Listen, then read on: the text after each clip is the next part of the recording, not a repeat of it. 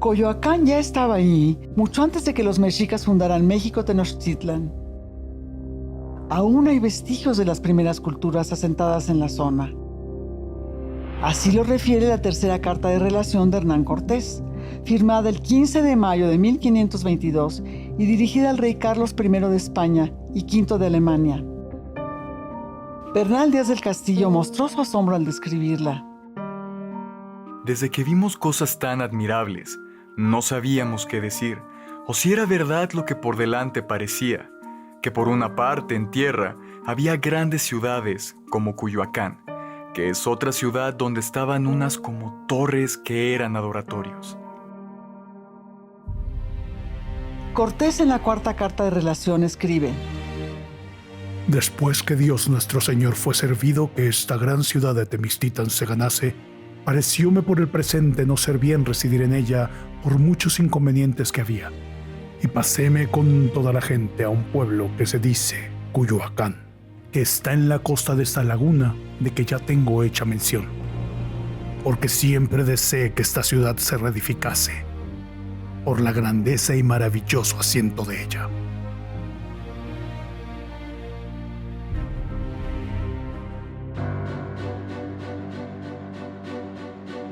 La región llamada Coyoacán, así como el idioma español, el catolicismo y la mezcla de indígenas autóctonos y los que vinieron del Reino de España, cuenta ya con más de 500 años.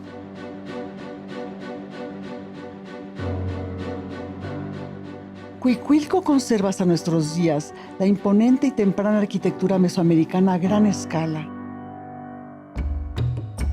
Cientos de años antes de la era cristiana, y era un centro urbano y ceremonial del Valle de México, formado por áreas habitacionales y con un amplio y complejo centro religioso. Su pirámide principal es una circunferencia proyectada arquitectónicamente que aún hoy en día sorprende. En Copilco encontramos vestigios de los primeros pobladores de la Cuenca de México, que aprovechaban los recursos ribereños y lacustres para desarrollar su agricultura con sorprendentes técnicas de cultivo como las chinampas. Y al igual que en Tlatilco, elaboraron también los primeros utensilios y figurillas de cerámica, elementos propios de la vida sedentaria.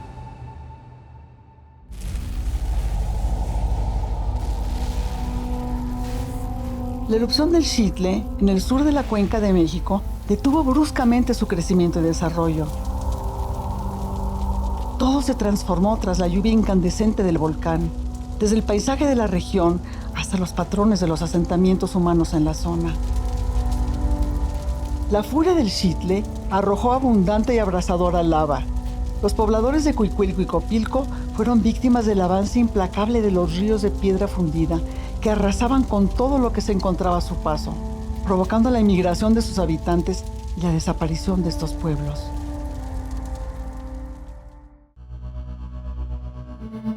En la última parte del siglo VII después de Cristo, florece el esplendoroso reinado de Culhuacán, al oriente del Valle de México, establecido originalmente por inmigrantes toltecas, un reino que se destaca por su culto linaje aristocrático. Tan es así que ya para el siglo XIV, los mexicas buscaron mezclar su sangre con los culuas para legitimar su dinastía en el naciente reino. Desde la llegada de españoles a costas de Tabasco y más tarde la que se conocía como la Veracruz, se escuchaba de un reino esplendoroso en el centro de las tierras recién descubiertas a los ojos europeos. El reinado Culhua Tenochca, gobernado por el gran señor Otlatoani Moctezuma, también llamado Moctezuma II Xocoyotzin.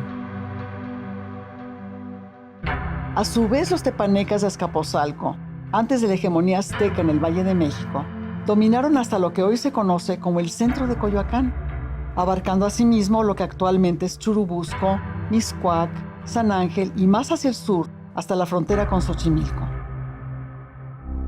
Fue Maxtla, un controvertido hijo de Tezosomoc, Tlatoani de Azcapotzalco, quien gobernó este señorío y, según los cronistas, lo haría con un carácter ambivalente, pues él mismo sería responsable de su pérdida.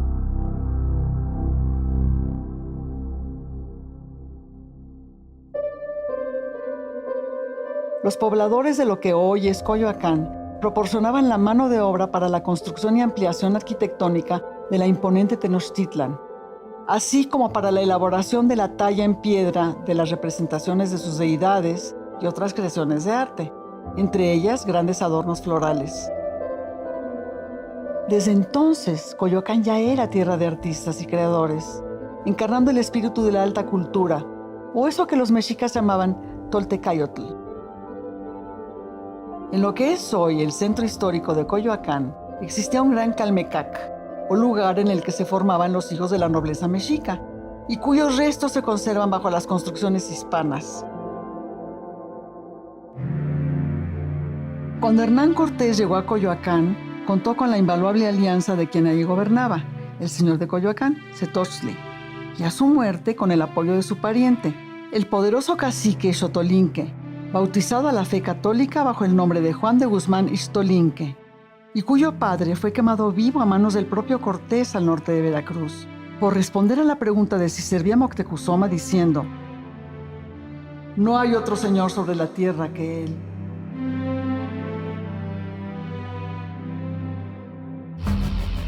Los señoríos ribereños de otros pueblos allende los lagos guardaban enorme rencor a los tenochcas advenedizos, relativamente recién arribados al poder, cuyo gran reino les había vencido y sometido, y ahora les demandaba grandes y onerosos tributos.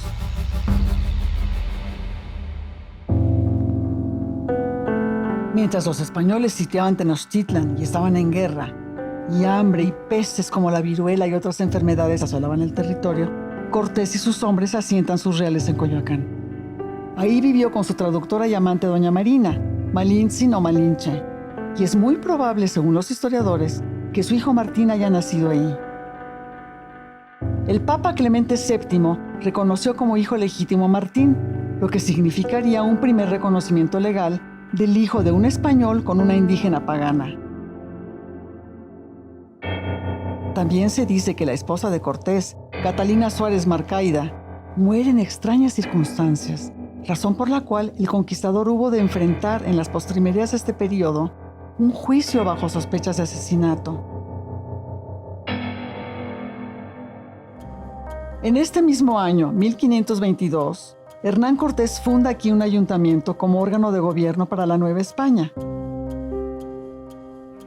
Desde el siglo XVI, los españoles construyeron varios edificios religiosos en Coyoacán, entre ellos el convento de San Juan Bautista, de quien Cortés era devoto. En este lugar se dan las primeras manifestaciones y representaciones artísticas del otro, del imaginado.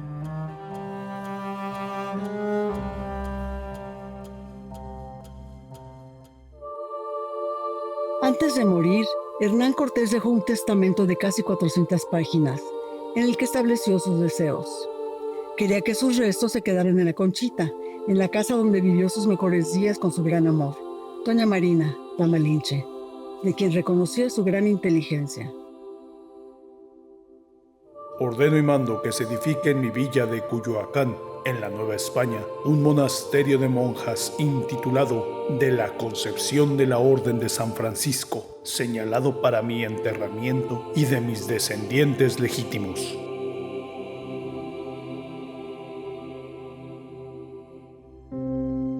En Europa, al narrar la conquista, se dibujaba Tenochtitlan como una ciudad medieval amurallada, y en los canales de Venecia se representaban trajineras. En tanto, en nuestras tierras, los frailes españoles reconocían las habilidades artísticas de los indígenas. Les dieron pinturas y pinceles, y les pidieron representar rosas, leones y otros elementos para ellos desconocidos. Los indígenas lo hicieron a su manera, de forma cándida y quizá ingenua. Se trata de un momento fantástico en el arte, en el que se representa al otro en el momento del encuentro de dos mundos.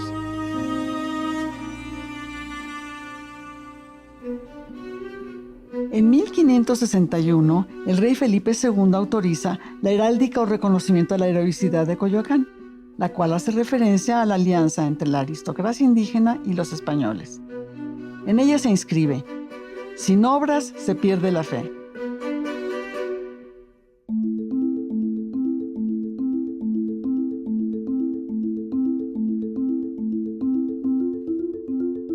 Al partir los españoles para construir sobre las ruinas de Tenochtitlan el nuevo reinado, las tierras alrededor de los lagos ya tomadas por los conquistadores se convierten en haciendas y ranchos rurales. En uno de sus versos, José Juan Tablada describió este cambio.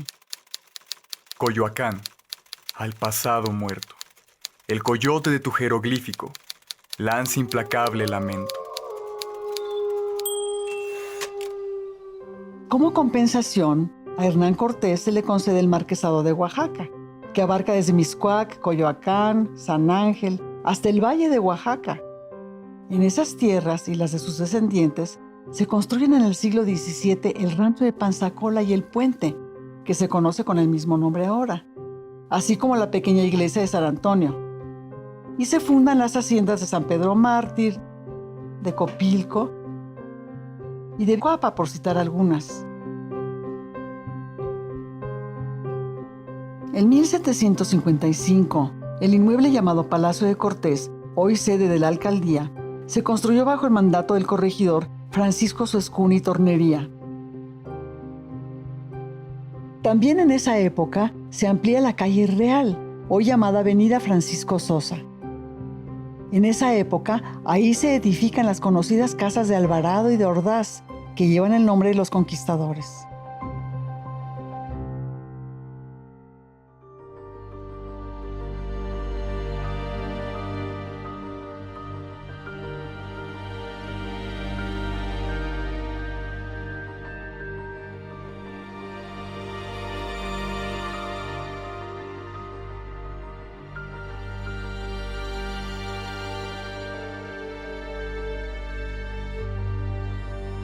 En el México que turbulento emergía independiente en el siglo XIX, el 20 de agosto de 1847 se libra en el exconvento de Churubusco una importante batalla contra las tropas norteamericanas que invadían a nuestro país, en un último reducto de la defensa de México. Ahí participaron, al lado de los soldados mexicanos, los solidarios irlandeses del batallón de San Patricio, que pasaron a pelear del lado mexicano al percatarse de la injusta invasión militar norteamericana a México. Los generales Pedro María Anaya y Manuel Rincón, con toda bravura y heroísmo, lucharon hasta el final.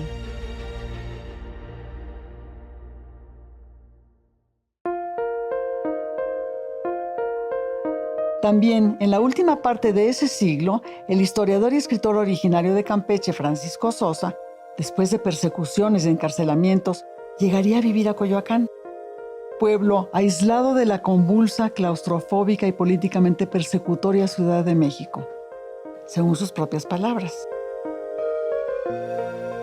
Autor de Bosquejo Histórico de Coyoacán, describió así la fortaleza de este antiguo señorío. Coyoacán, en el curso de los siglos que lleva de fundado, es un pueblo que ha resistido los más rudos embates, y cuando todo ha anunciado su ruina y aniquilamiento, ha vuelto a levantarse, erguido y fuerte, como si le rejuvenecieran las saludables brisas de la campiña que le sirve de asiento.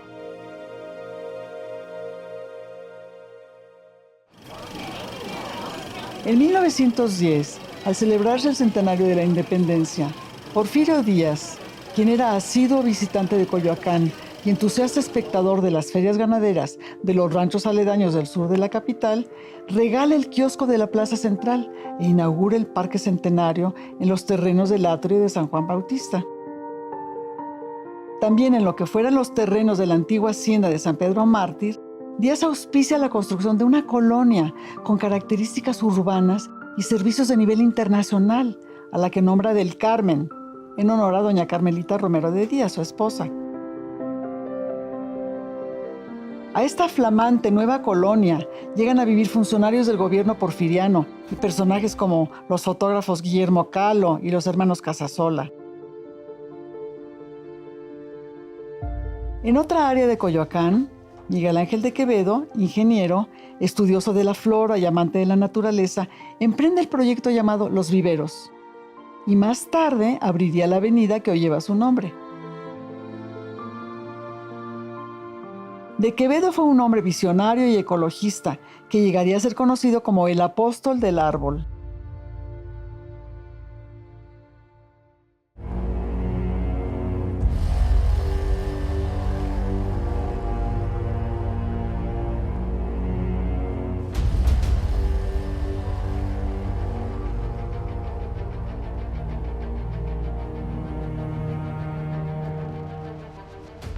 En las primeras décadas del siglo XX, la llamada Revolución Mexicana tuvo repercusiones en la zona.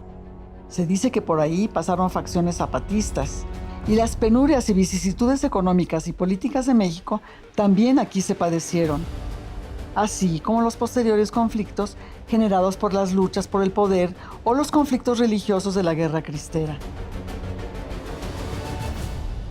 En los años 30, Coyoacán se vio ensangrentado cuando un grupo de choque llamado Los Camisas Rojas asesinó a parroquianos fuera de la iglesia de San Juan Bautista.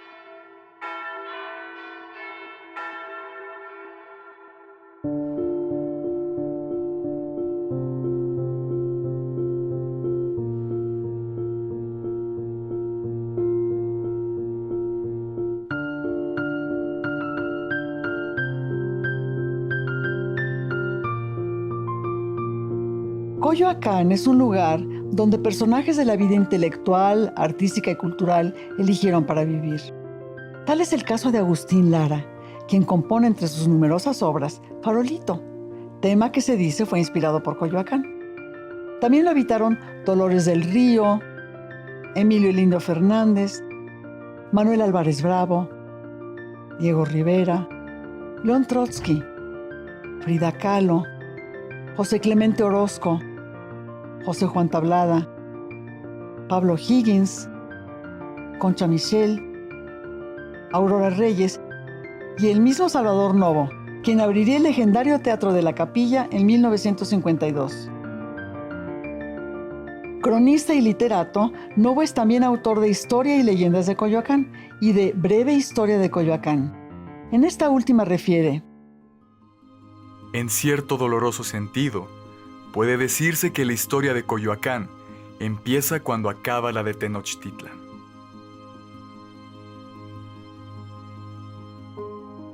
Otras figuras ilustres ligadas a Coyoacán son el cineasta Gabriel Figueroa, los escritores Salvador Elizondo, Jorge Ibargüengoitia y su esposa la pintora Joy Laville, Luis Cardosa y Aragón, Amado Nervo, Juan Rulfo, Fernando Benítez, Octavio Paz, Ángela Gurría, entre muchos otros que aquí habitaron y crearon. El ambiente intelectual, artístico y bohemio que caracteriza a Coyoacán le ha permitido ser considerado como el Ateneo mexicano.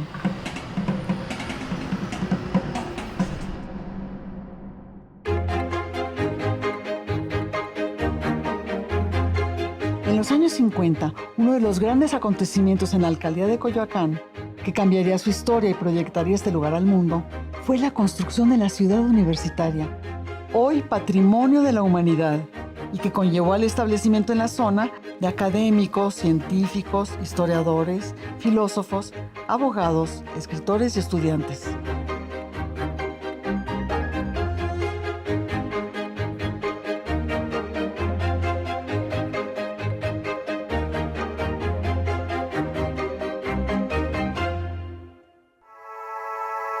Por Coyoacán transitan profunda y literalmente todas las etapas de la historia social de nuestro país. La época prehispánica y la colonial, el siglo de la independencia, la revolución, el México moderno y el contemporáneo. Todas ellas coexisten y son palpables en sus calles, edificios, monumentos, jardines y plazas.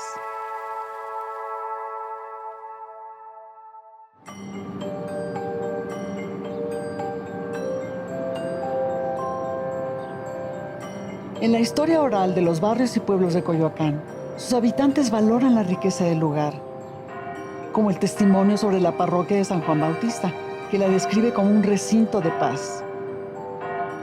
La belleza de las torres, de los campanarios, el reloj, todo lo sientes como algo que te dice que no te preocupes, que todo tiene solución. Entras a la iglesia y los muros, las pinturas de ese edificio son como un recogimiento espiritual.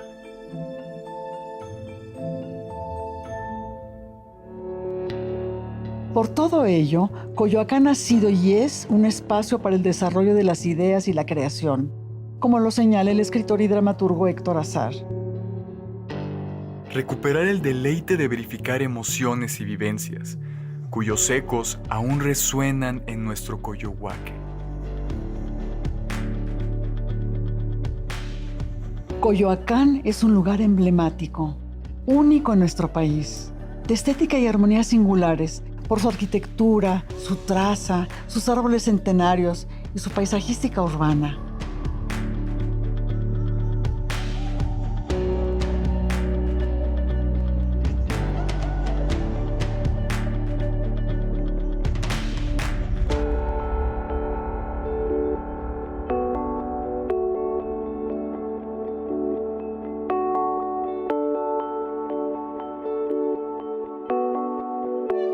Museo viviente de la alcaldía y del país. Coyoacán es un lugar especial que se vive y se disfruta.